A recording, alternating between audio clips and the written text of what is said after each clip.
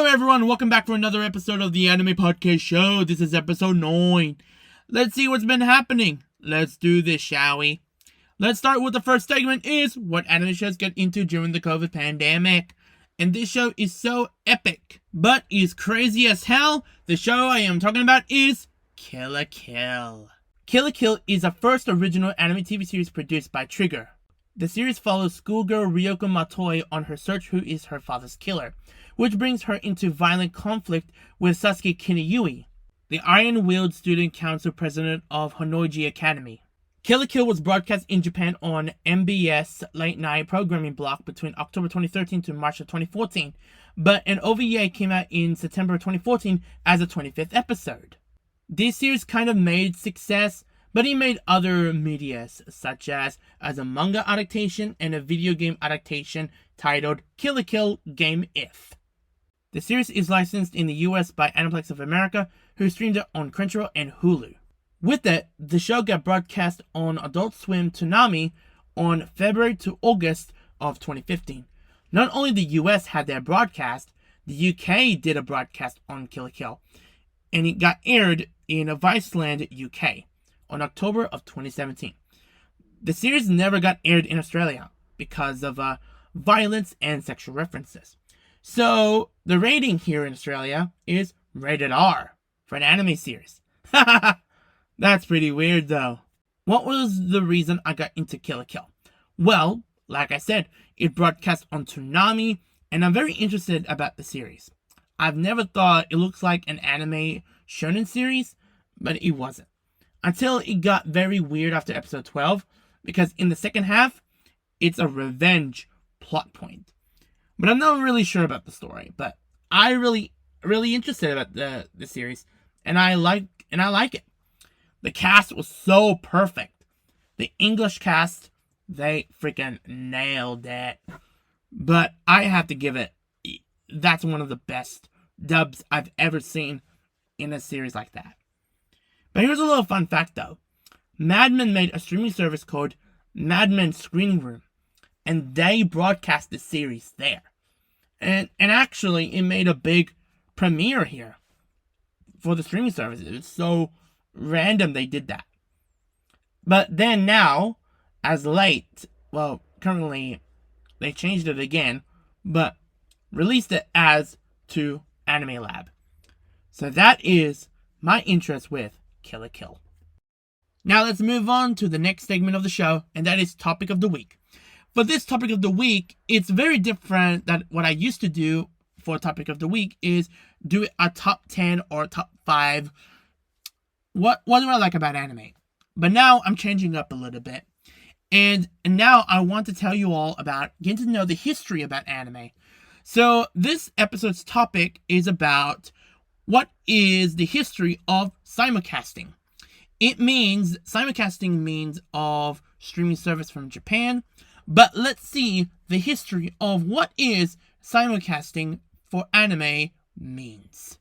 Simulcast means watching an episode of an anime series streamed on a streaming service with hours after the original broadcast from Japan. The simulcasts are subbed in fully Japanese language. If people can understand what's happening in the show you're watching, it's got to be possible about Japanese animation studios making these decisions to stream their episodes. In the international side, we have some great streaming services, but sometimes always some tech issues. Some great services such as Hulu, Funimation, Crunchyroll, and Anime Lab, and many more I can take about. But this is how it all started. It started with anime on television. Us fans grew up watching anime on television such as Pokemon, Yu-Gi-Oh!, Cowboy Bebop, Digimon, Dragon Ball, Sailor Moon, Inuyasha, and many anime series I can mention about.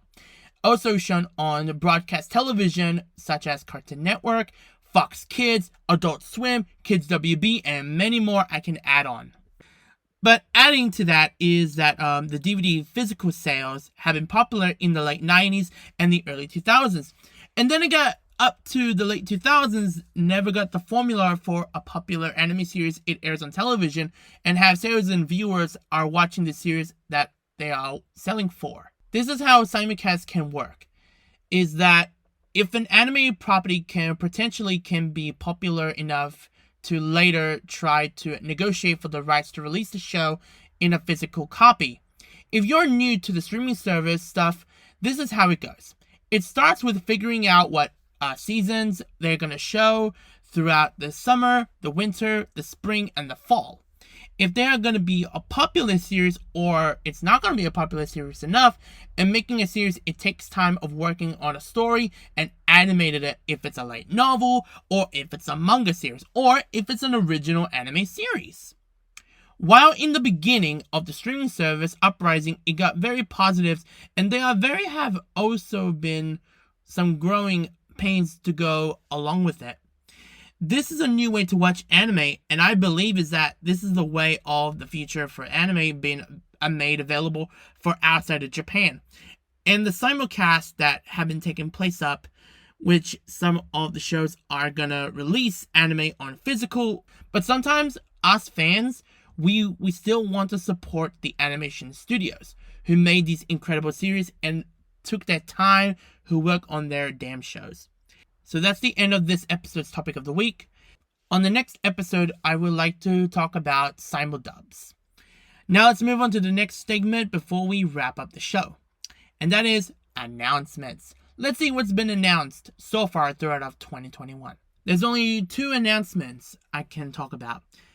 So the first one I'm going to talk about is Isekai Quartet. Did you know that Isekai Quartet are making their own movie? Yes, they are. The film is called Isekai Quartet the Movie, Another World. This film includes your fan-favorite characters from Konosuba, Overlord, ReZero, Saga of Tanya, and Shield Hero. This upcoming film comes over after a year of announcing the 3rd season. But now the 3rd season and the film is working at the same time. That's freaking crazy. Now, speaking about Konosuba, this last announcement is about Konosuba because it's official now that I can speak about it now. Well, it's been announced for months ago, but we can still talk about it now. But a new material for Konosuba is coming. And that means maybe a 3rd season or maybe another movie. I don't even damn know. The only thing they announced is a new visual was released. With the characters, oh my gosh, the characters look so sick. It looks like the animation from the first movie of Konosuba. Well, who in the hell knows? So that's the end of this segment of announcements. And also what I'd like to mention is this is the end of this episode's topic of the podcast. Thanks for watching or listening to the show.